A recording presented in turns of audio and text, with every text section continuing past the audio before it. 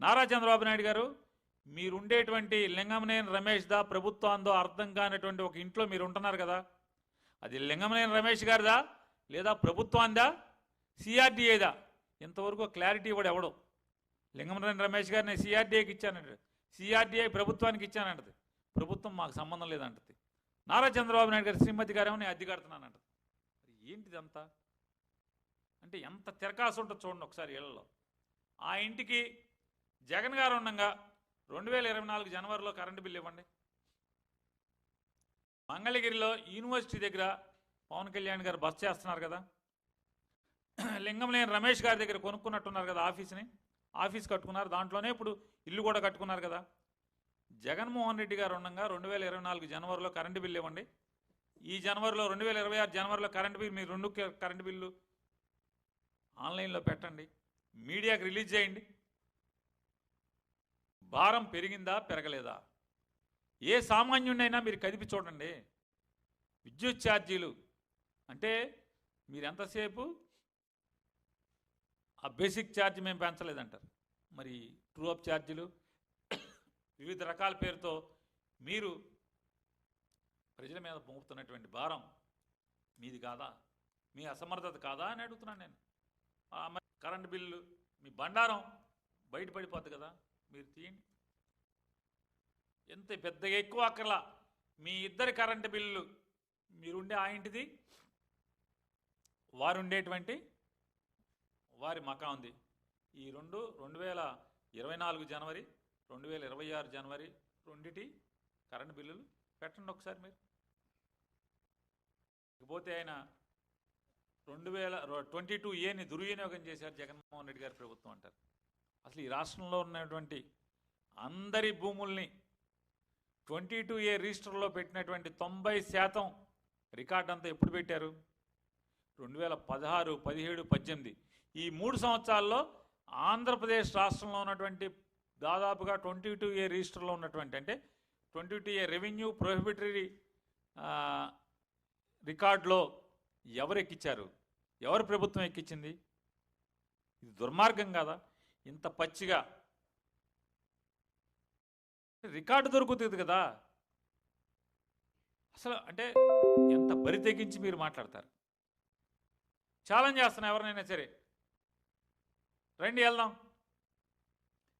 2016, 17, 2018 ఈ 3 సంవత్సరాల్లోనే రాష్ట్రంలో 22A ప్రొహిబిటరీ లిస్టులో రాష్ట్రంలో ఉన్నటువంటి అందరి భూముల్ని ఎక్కించారా లేదా ఆ రికార్డులోకి?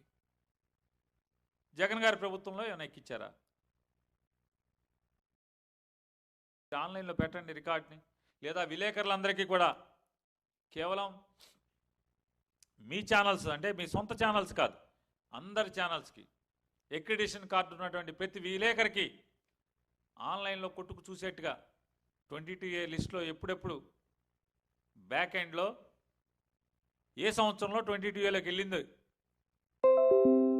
అడంగల్ని, ఎలక్ట్రానిక్ అడంగల్ని, వెబ్ అడంగల్ని చూసుకునేటువంటి అవకాశాన్ని మీరు కల్పించండి. లేదా ఈ అవకాశాన్ని CCLA ఆఫీసులో ఒక తహసీల్దార్నో లేదా ఒక RDO స్థాయి అధికారినో ఇచ్చి కంప్యూటర్ పెట్టి ప్రతి విలేకరికి, ఎక్రిడిషన్ ఉన్నటువంటి ప్రతి విలేకరికి, అలాగే రిజిస్టర్ కాబడినటువంటి ప్రతి రాజకీయ పార్టీకి మీరు ఈ 22A లిస్టు భాగవతం అంతా చూడటానికి దమ్ము ఉంటే మీకు అవకాశం ఇవ్వండి ప్రజలకని చెప్తున్నాను. మీకు చావుందా అని అడుగుతున్నాను.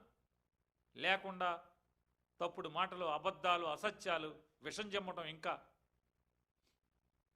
ఇంకోటి మాట్లాడతారు. విశ్వసనీయత ఉన్నటువంటి 5 కంపెనీలకి 99 పైసలకి భూములు ఇచ్చామని చెప్తారు ఈ ప్రభుత్వం. 99 పైసలకంట, 99 పైసలకి విశ్వసనీయత అంట. ఎవడా విశ్వసనీయత ఉన్నాడు? రియల్ ఎస్టేట్ కంపెనీలా? ఎవడాడు? నారా లోకేష్ గారు నిన్న ఎప్పుడో అసెంబ్లీలో కౌన్సిల్లో మాట్లాడుతున్నారు, చట్టసభలో మాట్లాడుతూ ఆయన చెప్తారు.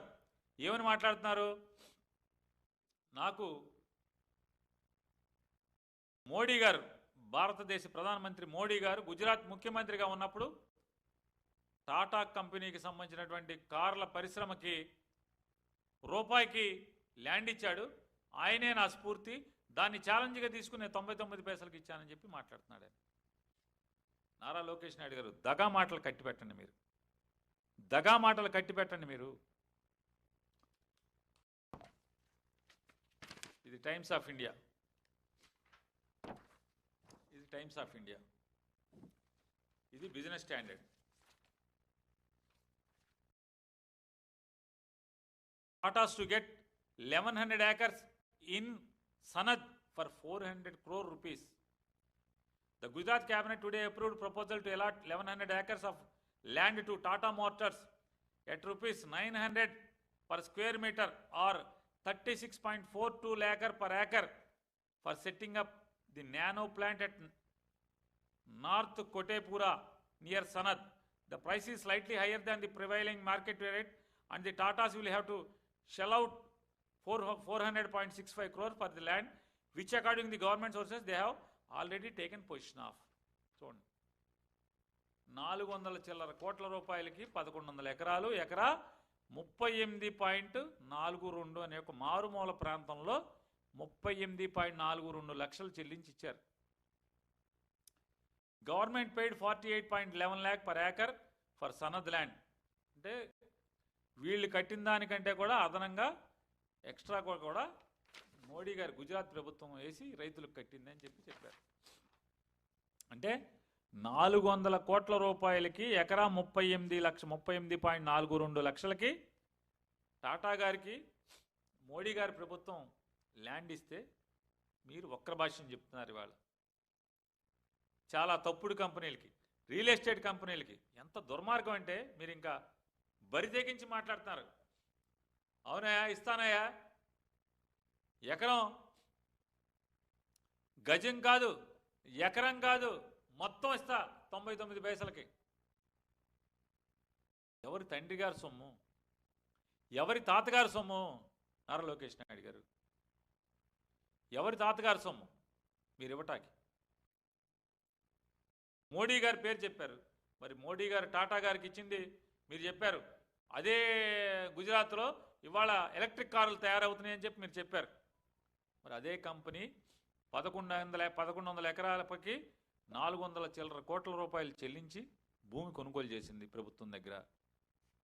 మీరేం చేస్తున్నారు? అరే గజం కాదు, ఎకరం కాదు, మొత్తం ఇస్తానని చెప్పి ఇవాళ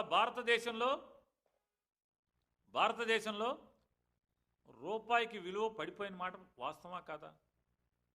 భారతదేశం మొత్తం మీద మోడీ గారి నాయకత్వంలో రూపాయి విలువ పడిపోతే, కానీ ఒక్క విశాఖపట్నంలో నారా చంద్రబాబు నాయుడు గారి నాయకత్వంలో ఒక్క విశాఖపట్నంలో మాత్రమే రూపాయికి విలువ పెరిగిపోయింది. రూపాయికి 20 ఎకరాల పొలం వస్తుంది, ఎకరా 50 కోట్లు ఉంటుంది.